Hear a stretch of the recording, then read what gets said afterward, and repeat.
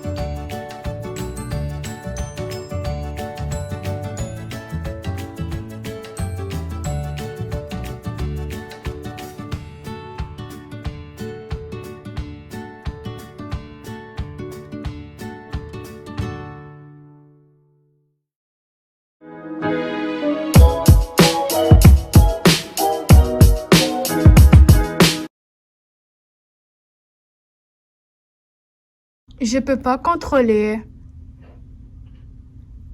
le passé, la maladie, les décisions des autres, la COVID-19, la météo, l'indifférence, la vie des autres, la jalousie, la réaction des autres, le futur, les injustices, la mort, la vie des autres, la méchanceté, le pardon des autres, le manque d'empathie, ma taille, les virus, ce que les autres pensent. Ce que je peux contrôler, mes paroles, mes pensées, mes idées, mes jugements, mes efforts, mes demandes, mes défis, mes comportements, mes apprentissages, mes décisions, mes réactions, mes engagements, mes objectifs, mes actions, mes interprétations et mes désirs.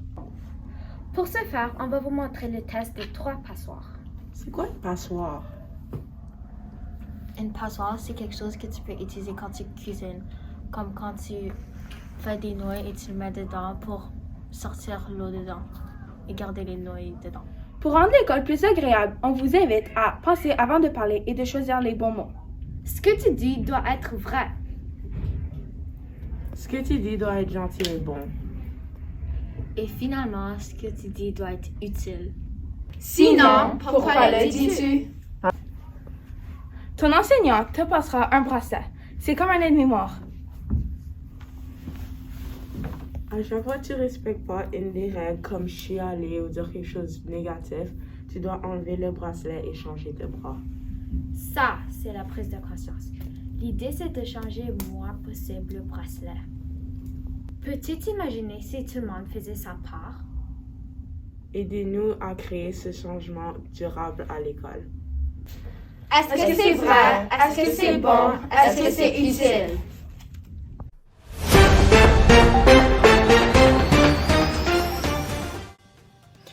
Bonjour. Au retour de la grande fête de Pâques, cette fête met tout en lumière la parole de Dieu et le cheminement de Jésus pour nous. Pâques est une fête éblouissante. Le verbe éblouir, c'est d'être frappé d'admiration. On parle souvent de choses éblouissantes pour nous raconter quelque chose de très frappant. En fait, Pâques, c'est la fête la plus importante de tous les chrétiens, parce que nous rencontrons la promesse de Dieu. Parce que Jésus avait promis de revenir, il a fait le matin de Pâques en toute lumière. J'imagine un peu les femmes venues embaumer Jésus au matin de Pâques et qui ont trouvé le tombeau vide. J'imagine ces femmes être rencontrées par un être de lumière qu'elles n'ont pas tout de suite reconnu, parce que la lumière jaillissait de la personne même de Jésus.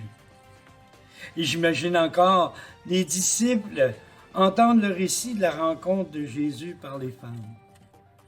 J'imagine toujours des disciples incrédules de ce récit encore incroyable. Et pourtant, Jésus de Nazareth leur avait dit. Le vendredi saint, c'est la mort des pécheurs, quand Jésus les a sauvés par son sacrifice. Mais au matin de Pâques, tout est accompli. Et Jésus sauve l'humanité par sa vie, sa passion et sa résurrection. Avec Pâques, l'espérance renaît et l'humanité se donne la chance d'être sauvée.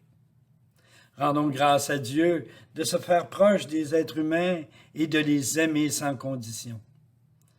Merci Seigneur de ta présence dans la vie de l'humanité, ta simplicité, ton humilité, ta beauté et ta bonté sont sans limite. Merci Seigneur.